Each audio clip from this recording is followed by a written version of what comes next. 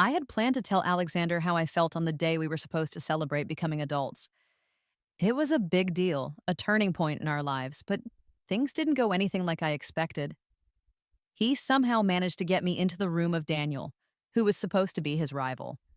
And just like Alexander wanted, later on, I did manage to mess with Daniel's head, which finally cleared the way for Alexander to be with Sophia, the girl he'd been wanting for ages. But then, when I decided to leave with someone else, Alexander just lost it. You see, Alexander had this thing for his brother's girlfriend, Sophia. It was this deep longing, a love he couldn't have. To get what he wanted, he brought me into his life when I was 16. It was a day when the rain just wouldn't stop, pouring down for 3 days straight. As Alexander's delivery cart got close to the orphanage where I lived, one of the wheels slipped. The cart swerved, almost hitting the youngest kid there. Without even thinking, I ran right in front of the cart, pushing the little one out of the way just in time. The cart screeched to a halt, the door opened, and a foot stepped out onto the muddy ground. It was a clean, expensive-looking leather shoe, totally out of place in our poor surroundings. Ignoring the ache in my body, I tried to get up but just tumbled back into the mud. Suddenly, a black umbrella appeared above my head, shielding me from the heavy rain. A face, cold and handsome, came into view. He looked down at me without any expression, then reached out and wiped the mud off my face. As he recognized me, his deep-set eyes narrowed for a second, and then he quirked the corner of his lips, smiling in a way I couldn't understand. A shiver went down my spine as he just stared. I tried to stand up again, but he gently scooped me up into his arms. His voice was soft, barely a whisper in my ear. "Don't move. You might have hurt something." Then, he told the person holding the umbrella to drive us to the hospital. The car was warm inside, smelling nice, and he held my hand the whole time, never letting go. I stayed in the hospital for 3 days before they let me go home. The day I got back to the orphanage, the man who had held me that day was there again. He was sitting on the old creaky bed I usually slept in, legs crossed, looking completely at ease and sophisticated. When he saw me, he said just 3 things. "Your name is Nicole, right? I'm Alexander. I know you have a brother who needs a kidney transplant. I can help find a donor for him and pay for everything. Will you be with me?" I didn't even think about it. I just nodded. My brother Leo, who relied on me for everything, was only 12 years old and had a serious kidney problem. A transplant was the only way he could live. But we had nothing. We couldn't even afford the thought of treatment. Even if he just wanted a piece of candy, I had to fight the other kids to grab one when kind people brought snacks to the orphanage, so I went with the man, Alexander, to his house. And my brother Leo was sent away by Alexander to get treatment in another country. We were miles apart, my brother and I. Alexander took care of me until I turned 18, and he threw this huge party for me to celebrate. Almost everyone important was there. He announced that I was the long-lost daughter of the Alexander family finally found, and that from now on, I would be treated like something precious. Everyone clapped loudly, but I heard someone whisper, "The Alexander family's daughter is so beautiful, but why does she look a bit like Sophia?" The voice stopped quickly after someone else shushed them. I clenched my fingers a little. When Alexander went upstairs to rest, I followed him, holding up my long dress. It was 9 o'clock at night. The darkness outside covered the huge windows. The lights were off on the 3rd floor, but the big crystal chandelier hanging high up let me see Alexander smoking by the railing on the 2nd floor. He was staring at a girl on the 1st floor. She was wearing a white dress with dark hair, looking a lot like how I usually did. She was holding the arm of a young, good-looking man, laughing sweetly and shyly. Alexander squinted, smoke slowly coming out of his mouth. He looked a little out of control emotionally. The look in his eyes wasn't new to me. It was the same look the kids at the orphanage had when one of them got adopted by a nice family. Envy, jealousy, not wanting to let go. I stood behind him and asked, "Why did you say I'm the lost daughter of the Alexander family?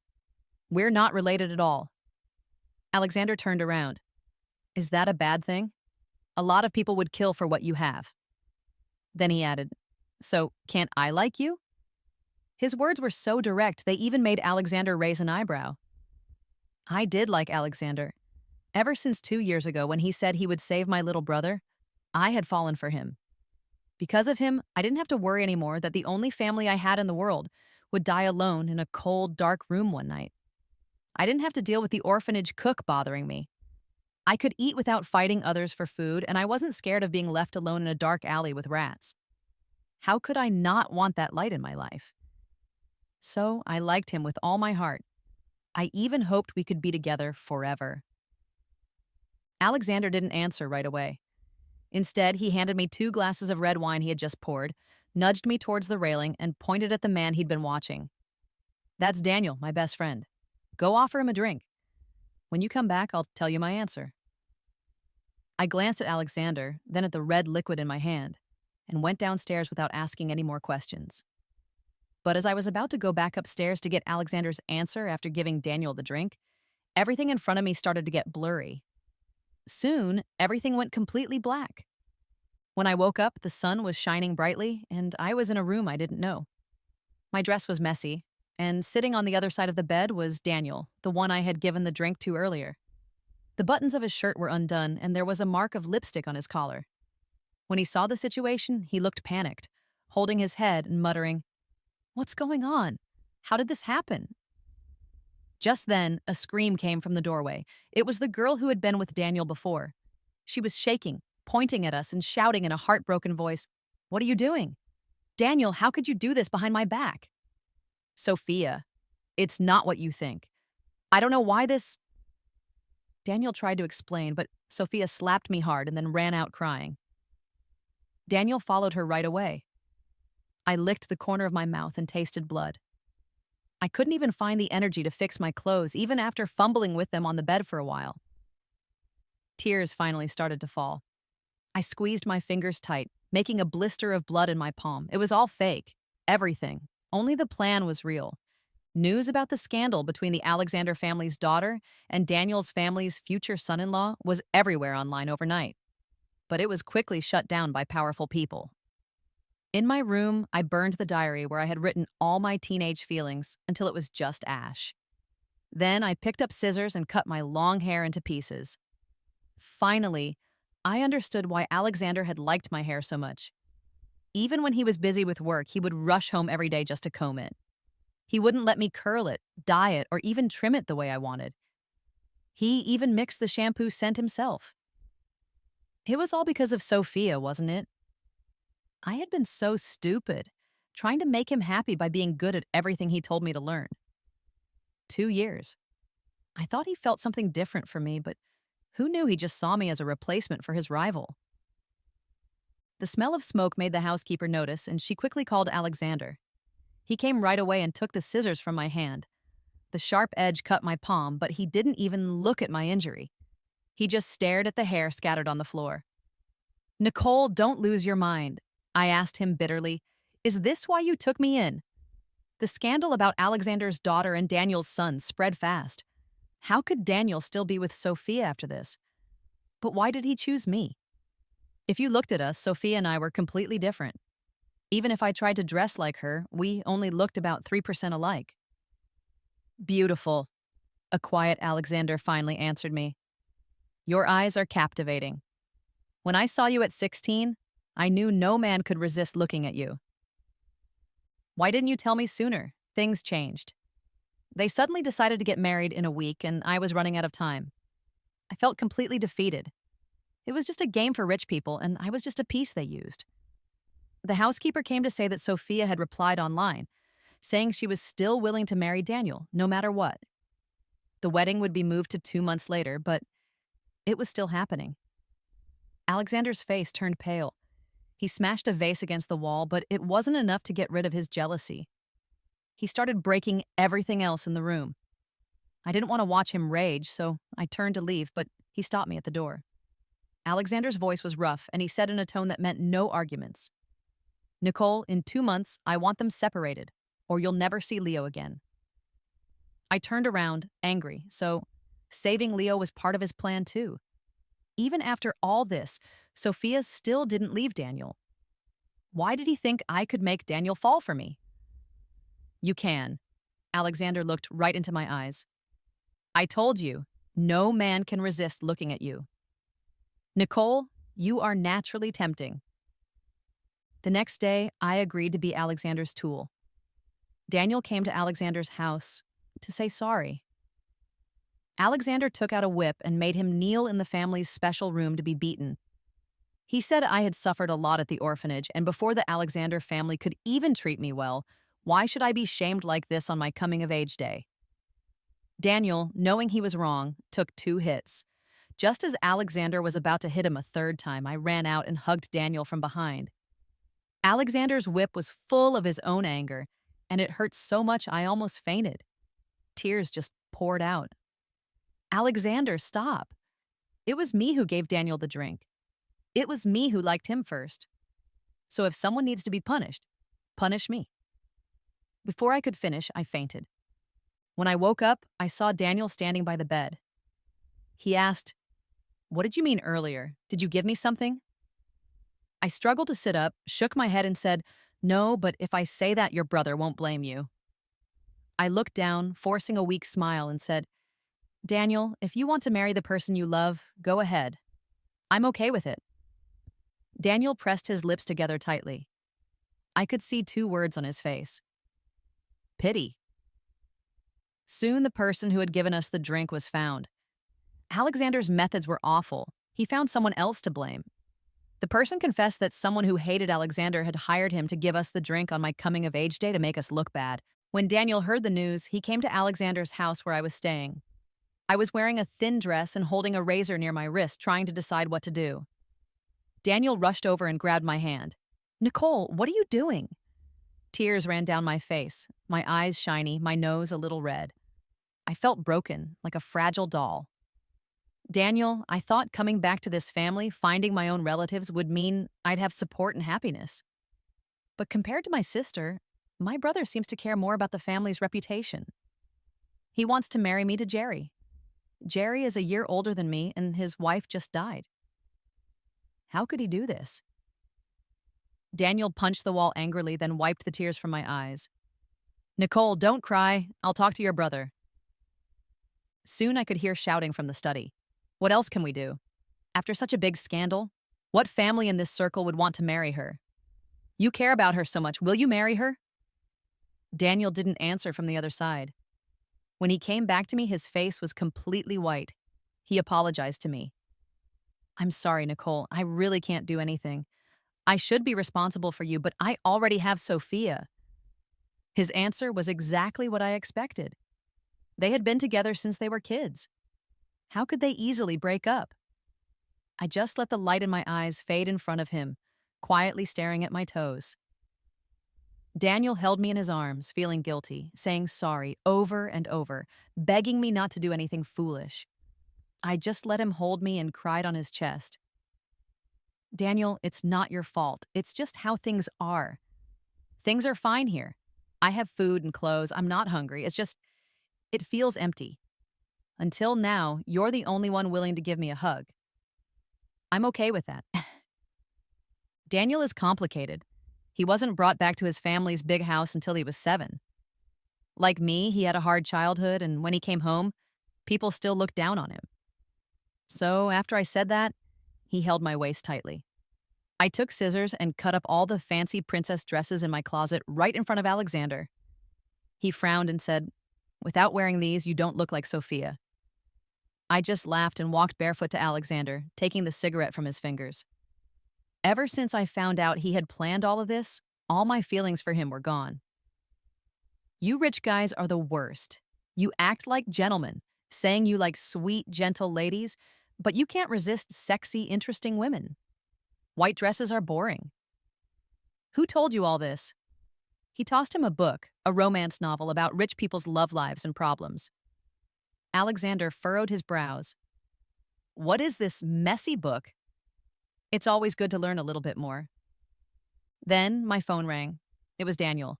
He asked me to go out and look at the stars. Since that day, Daniel often asked me to hang out. He was already seen as someone who wasn't loyal, so he couldn't handle another scandal. I held up my phone. The answer is what you want, but you don't need to worry about how it happens. I took a drag of the cigarette, blowing the smoke all over Alexander's face. Then I put the cigarette, with my lipstick on it, into his mouth. Alexander's eyes widened a little. He hated anything dirty, but he didn't move away. Daniel and I went to ride motorcycles on the mountain roads. I had just gotten my license not long ago, but I was pretty good at it. We raced hard the whole way, and I didn't let him win at all. Finally, we reached the top of the mountain. Daniel looked surprised and said, "You're a girl and you ride a bike that fast?" I smiled at the view in the distance and said, "Because I'm not afraid of dying." When I said the word death, Daniel quickly covered my mouth. Maybe he still remembered the day I almost cut my wrists. "Don't say that word again." I nodded and gently kissed his cool hand. Daniel's fingers curled slightly, then he let go. He cleared his throat. "You won the race. What do you want? Just tell me." I thought for a moment. "Treat Sophia well. Make both of you happy." He looked surprised. "Aren't you going to ask for something for yourself?" I looked at the stars and sighed. This is just how my life is. If the gods can really hear wishes, let it be for those who can still find happiness. Daniel frowned as if he had made a decision, grabbing my hand. "Nicole, I will never let you marry that Jerry." Daniel said he wouldn't let me marry Jerry, but it turned out he just wanted to introduce me to some other rich families, not as important as Alexander's family. I just laughed to myself. And with Sophia, because Daniel often met me without telling her, and she went to Alexander to complain, things were getting tense. Daniel always said he was busy. Before, he used to text me back right away, but now, even before we were married, he started brushing me off. Wedding stuff is so annoying. I have to do everything myself. With tears in her eyes, Sophia leaned her head on Alexander's shoulder. "You care about me more than he does," she said. Alexander patted her back. "Daniel's family is about to name the next person in charge. He must be very busy." "Sophia, you have to understand." "You're busy too," she pouted. "But no matter how busy you are, whenever I need you, you always make time." Alexander's eyes softened. "Well, there's still time. Why don't you think about marrying me?" Sophia suddenly stood up from his arms, looking serious. "Alexander, don't say things like that again." Seeing Alexander look disappointed, Sophia hugged his arm, saying, "But even if I marry Daniel, we'll still be best friends. You will always be the most important person in my life." "Alexander, am I the most important person in your life too?" Alexander nodded. Sophia happily grabbed his phone. "Let me see if you still have me as your top contact." And yes, she was.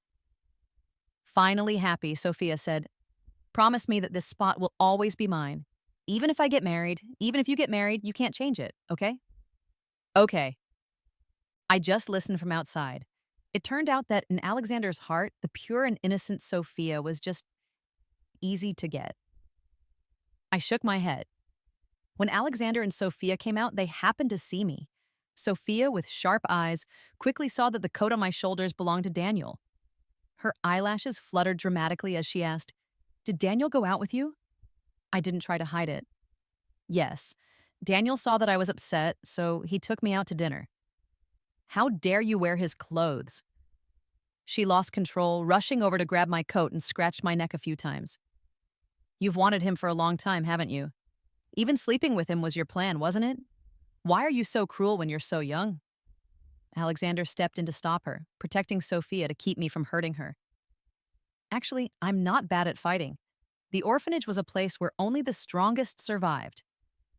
I always had to protect my sick younger brother, often getting into fights just to get something to eat.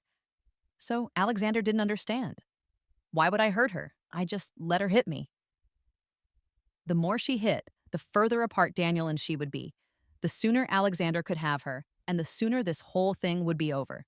Sophia, tired of hitting, said to Alexander, "I want her to kneel down and say sorry to me. Unless I say she can get up, she can't." Alexander frowned. "Sophia, she's still my sister." "So you think I'm just causing trouble for no reason?" "Alexander, you just said I'm the most important person in your life. If you can't even do this, let's never see each other again."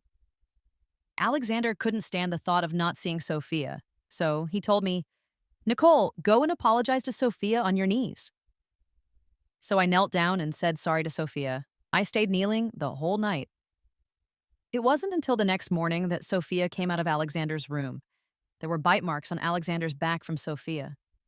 What exactly they did remained a mystery. But Alexander seemed to be in a pretty good mood. For so many years, he had wanted Sophia, but couldn't have her. In the end, I helped him get some comfort. After Sophia left, he remembered to help me. I was completely numb. He carried me into the room. "You did well. Leo will get the best medicine," he said. I didn't say anything. He told the butler to bring medicine.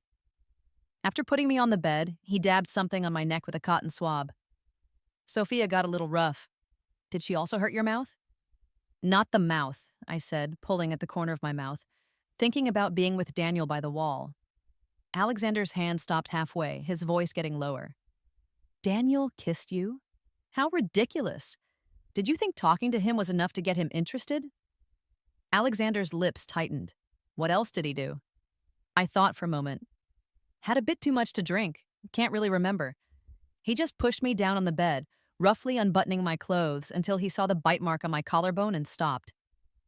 This bite mark was even deeper and angrier than the one Sophia left on him. "Daniel, how dare he? You didn't fight back?" His words made me smile a little. I raised my numb hand to button up my dress. It seemed like when I chose to get involved in this game, I had lost all sense of shame. "Alexander, are you really forgetting things? Wasn't it you who set me up with Daniel the first time?" Alexander didn't say anything, then quickly said, "But nothing happened between you two that time. You even had people watching us the whole time. That's pretty extreme." I made fun of him and then struggled to get up and go back to my room. Alexander grabbed my arm, saying, "He's not allowed to touch you again." "Then do you still want Sophia?" Alexander was silent. "What are you pretending for?" I pulled my hand away from him and went back to my room. I didn't expect Daniel to come looking for me either. Last night, he was the one who had introduced me to someone for a date. The fact that I wasn't wanted in Alexander's family had spread around. So the guy who came to meet me wasn't very polite either. After a few drinks, he started getting too friendly. "Even though everyone says bad things about you, I still really like you." I stayed calm on the outside, but my hand under the table had already reached for my phone to call for help. The first person I called was Alexander. He didn't answer. I shouldn't have hoped for anything from him in the first place. Sophia, who rarely needed him, had taken all his attention away from me. Just as I was about to call the police, Daniel burst in. At that moment, I was already pinned down on the couch by that man, with my skirt pulled up to my thighs. Daniel grabbed the man by his collar and punched him hard. The man spat out blood, yelling, "No, Daniel, are you crazy? You introduced her to me and now you're hitting me?" I also thought Daniel had lost his mind. He clearly just wanted someone else to deal with me so he wouldn't feel guilty. But why did he suddenly change his mind? Daniel took off his jacket and wrapped it around me, leading me out of the private room. Suddenly, he hugged me. "I'm sorry, Nicole. I was being selfish. I was afraid you would mess up my stable future, so I rushed to introduce you to someone. But when you actually went on a date, I panicked. Nicole, I don't want to push you towards anyone else again. I think I've started to like you. Do you like me?" "I don't like you. You men are the worst." Daniel's promises weren't enough on their own. If he could get over the girl he'd been with since he was a kid, how could he ever love me forever? Compared to Sophia, I was just a little prettier and more interesting. To completely separate them, it was still going to be hard. By chance, that same night, Sophia punished me by making me kneel all night. Daniel soon found out about it, and after making sure Sophia was okay, he came to me. Seeing the scratches on my neck, he gently touched my head, worried. "Does it hurt, Nicole?" I shook my head, saying, "A little breeze, and it won't hurt anymore." After hearing that, he smiled. Then he leaned over to my neck, blew on it, and then kissed it. This happened just as Alexander came in with my medicine. I saw his face get dark. After Daniel left, Alexander came in to treat me. He wasn't gentle at all, rubbing my neck with the cotton swab as if he was trying to scrub off my skin. It wasn't until I cried out in pain that he stopped. "Playing the part of tempting Daniel, you're really getting into it fast, huh?" I didn't know what was going on with his strange attitude. So I smiled and said, "Isn't it all thanks to Big Brother's good advice?" This seemed to make him even angrier. He threw the cotton ball in his hand and stormed out. After that, Daniel would often secretly take me out to have fun. We went bungee jumping, raced cars, climbed mountains, did everything that Sophia wouldn't or couldn't do with him. He liked that I was new and exciting, enjoyed my youth and looks, and slowly he got lost in it, unable to get away. That day, he invited me to camp on the mountaintop with just one tent, and we had to spend the night there. I knew what that meant. So I agreed to go. I thought it was time for the next step. Maybe I would get to see Leo soon. When Daniel and I reached the top of the mountain, it was almost evening. There were only a few red clouds left in the sky to the west. It was beautiful. It had been a long time since I had seen something like that. Daniel grilled meat and made milk tea for me using a small stove, letting me eat while he set up the tent nearby. By the time it was completely dark, the tent was ready. Daniel, looking tired, sat across from me at the table, drinking water from the cup I had used. Just then, his phone rang. It was Sophia calling. Even though Daniel had told me he liked me not long ago, he was still trying to balance things. He couldn't bring himself to break up with Sophia, his childhood sweetheart, but he didn't want to give up the excitement I brought him either. Men. They want both the red rose and the white rose. Of course, I wasn't going to make him choose. I just quietly ate my dessert. I really didn't care anyway. Luckily, Daniel quickly hung up and turned off his phone.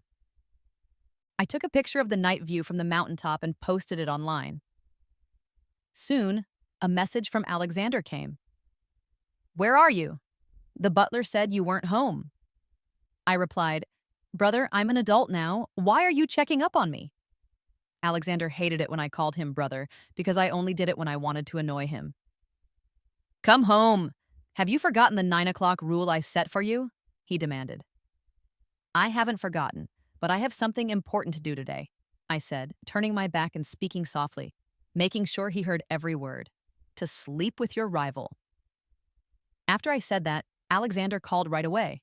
I just turned off my phone. The photos I posted didn't show where I was. "Alexander, you'd better find me." The view, no matter how beautiful, gets boring after a while. Daniel suggested, "It's getting cold. Let's go back to the tent." I looked back at the light suddenly turning on down the mountain, and a smile played on my lips. Sure. Daniel and I went into the tent together. The space was small, just a man and a woman alone. The air felt charged. Daniel's hand touched my face, his throat moved slightly, and he asked, "Nicole, can I have you?" I nodded. Just as he was about to push me down and kiss me, the tent was suddenly pulled up. More than a dozen bodyguards surrounded us. Alexander furiously kicked Daniel aside, then picked me up like I weighed nothing. Through gritted teeth, he said, "Nicole, go home." I deliberately gave Daniel a tearful look. Daniel's face turned dark. Of course, I never planned to sleep with Daniel in the first place. Alexander's clothes were covered in mud. The mountain was foggy at night, and the first car got stuck in a mud pit, causing the cars behind to crash into each other. He had climbed up to find me. When we were going down the mountain, the rescue car hadn't arrived yet. He held my wrist and led the way down to the road below, which made me twist my ankle. I pouted. "My foot hurts." Alexander looked down, knelt, and rubbed medicine on my swollen ankle. The bodyguard next to him tried to be helpful. "Sir, it's dark and slippery. Let me do it." Alexander glared at him. "Get lost." He carried me for a while until the car arrived, and then we went back home in the car. When we got home, he roughly threw me onto the couch. Through gritted teeth, he said, "Nicole, are you trying to get Daniel like this?" "How else do you want me to do it?" I challenged him. "If I tried to get you like this, would you fall for it?" Alexander didn't say anything. "You are not allowed to see Daniel again." "Why?" I asked. "Just don't see him." But Sophia and Daniel's wedding was coming soon. "If you don't do something fast, you will miss your chance." Alexander was silent. He still couldn't let go. "It's okay. Even though I didn't sleep with Daniel, I left something nice for you on purpose. I took out my phone, opened the pictures, and then threw the phone into Alexander's hands. When he looked at it, his face went completely dark. It was a bunch of pictures of Daniel and me hugging and kissing from every angle. I sent them to Sophia, so my efforts tonight weren't wasted. I smiled sweetly at him. Alexander, aren't I amazing? Alexander seemed provoked. He rushed over, grabbed my neck, and kissed me hard. It wasn't enough. He bit my lip with his teeth, making it bleed. Just then, a scream came from the door. It was Sophia coming to complain about me. She covered her mouth, but her words came out anyway. Alexander, what are you and your sister? Before she could finish, with tears in her eyes, she ran out. Alexander just looked away. Then he knelt down and put medicine on my swollen ankles. Aren't you going after her? I asked him. He just replied casually, not worth it. Rumors started spreading about the unclear relationship between me and Alexander. The story of forbidden love between siblings in high society sounded mysterious and exciting. So, Daniel and Sophia made up soon after. They were both from rich families, and their marriage was a connection between the two families that couldn't be easily broken. Their wedding was getting closer. I even saw their wedding pictures online. Both of them were smiling, but for some reason they looked sadder than if they were crying. Alexander kept me at home, not letting me get involved in Daniel and Sophia's business. I asked him, "What, don't you want Sophia anymore?" Alexander stayed silent. Just when I thought he wouldn't answer, he said, "Nicole, on the day of the coming-of-age ceremony, you said you liked me and wanted an answer from me. Do you still want to know that answer now?" I just laughed. Of course not. Who would love someone who would throw themselves into another man's bed? Alexander lowered his eyes and continued, "The day I found out you and Daniel spent the night on the mountaintop, I almost went crazy with jealousy. I thought, if Daniel really dared to touch you, I would kill him. Nicole, I found myself jealous over you." It seemed unbelievable to him, too. He had loved Sophia for so many years, loved her completely, it had become a habit. But now, someone else had stirred his heart, making him suffer, driving him crazy. I will make sure Leo gets the best treatment. Will you stay by my side in the future, loving me like before? Will you? He asked. I didn't agree right away. Would you just ignore Leo then? He was silent. I knew it. That's Alexander for you. Awful and shameless, I hate him. But I said, okay, I agree. The day of Daniel and Sophia's wedding arrived quickly. I lay by the window watching the birds flying outside. Suddenly, memories of my time with Leo at the orphanage flooded my mind. Back then, he was very sick. A mean kid at the orphanage said, I hope Leo dies. When he does, his chicken legs will be mine to eat. The orphanage was also barely getting by. Chicken legs were a rare treat, sometimes only once every 2 months. So, I lost control and attacked him with stones, then fought with him. I couldn't possibly win, but I wasn't afraid of dying. No matter how many times I was knocked down, I would get up and keep fighting. In the end, I grabbed his chicken legs. That night, Leo's plate had 3 chicken legs. But Leo looked at me and cried, Sister, I don't want to eat chicken legs anymore. I missed Leo so much. I hadn't seen him in a long time. Then there was a knock on my window. To my surprise, it was Daniel, who should have been getting married. Nicole, come with me. I was surprised. What are you doing here? Aren't you supposed to get married today? I'm not getting married. I made up my mind a long time ago. I won't be the next in line, and I won't have to please Sophie anymore. Nicole, I like you. I want to be with you. Daniel was running away from his wedding for me. This was completely unexpected. I know Alexander has you locked up now, but he's also at the wedding today. I brought people. We can get you out. Seeing me still frowning, he said, I know where Leo is. You know Leo? This meant he already knew who I really was, and maybe he could also guess that this was all a plan between me and Alexander. I know everything. I don't care. He held out his hand to me, smiled. Are you coming? We don't have much time. I nodded and jumped out the window. I wanted to see Leo. Daniel was easier to handle compared to Alexander. I didn't know where we were going. I just sat in Alexander's car, driving out of the city. He was still wearing his wedding suit, holding a bouquet of flowers meant for the bride. He opened the window and threw the flowers out. It was already time for the wedding ceremony. The groom hadn't shown up. The hotel was a mess. Alexander's call came through, and I was thinking about pretending to still be at home to buy us some time. But Alexander yelled over the phone, "Nicole, did you run away with Daniel? Don't you want to see Leo anymore? Come back home." The news spread quickly. Alexander just took my phone, hung up, and threw it out the window. "Nicole, don't think about anything. Alexander isn't worth trusting. He loves Sophia so much. How much of his heart do you think is for you? When did you find out he liked Sophia?" Daniel laughed coldly. "A long time ago. Sophia knew too, but no one said anything. I couldn't openly go against Alexander, and Sophia wanted to get favors from both of them all these years." The road out of town was blocked. Alexander's cars quickly forced our car to stop. He was incredibly capable. We had underestimated him. I urgently asked Daniel, "Tell me where Leo is." Just then, the car window was smashed with a baseball bat, the door was violently opened, and Alexander pulled me out of the car. The others held Daniel on either side. Alexander grabbed my wrist, showing no emotion, and told the bodyguards, "Hit him." When they heard this, those people didn't care about Daniel's status at all and just beat him on the ground. "No, stop it." I wanted to help, but Alexander held me tightly in his arms. It wasn't until Daniel raised his arm, giving up, that those people stopped. Daniel's mouth and nose were covered in blood. His eyes were angry. "Once Sophia isn't enough. Now you're trying to take Nicole away from me? Alexander, did you really think I wouldn't get angry?" Daniel stumbled to his feet, sneered, but then looked at me. "Nicole, what happened to Leo?" Before he could finish, Alexander's face changed slightly, and he quickly pulled me away. From behind, Daniel's voice continued, "Leo died 6 months ago. I froze, feeling my blood turn to ice. After the kidney transplant, his body rejected it badly, and he died shortly after the surgery. Alexander didn't even bother to get him a grave." "Did he never tell you?"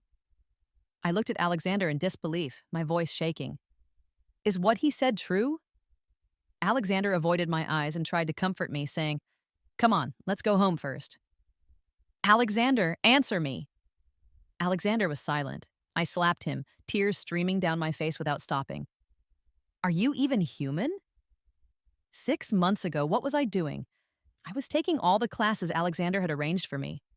I was being trained to be Sophia, to be the tool he could use to break up his rivals and the girl he wanted. But where was my Leo? In a foreign country, suffering from being sick, without anyone who loved him nearby. He was so shy and afraid of pain. In his last moments, how scared must he have been? Did he call out for me? Did he cry because he hurt? Did he hate me? But I didn't know anything. Alexander kept me in the dark, only thinking about his plans and his Sophia. I was the most terrible sister in the world, thinking I could handle everything perfectly, but I ended up ruining my own brother. At this moment, Sophia rushed over in a wedding dress. Seeing what was happening, she became crazy with jealousy. "Ha, Nicole, you deserve it. You stole what was mine. This is what you get. Your brother deserved to die, and so do you," Alexander yelled. "Shut up." "You dare to yell at me? Alexander, you're yelling at me for someone else?" Sophia looked shocked, ran over to hit Alexander's chest, but he pushed her aside. The sound of a woman crying echoed in my ears, and I fainted.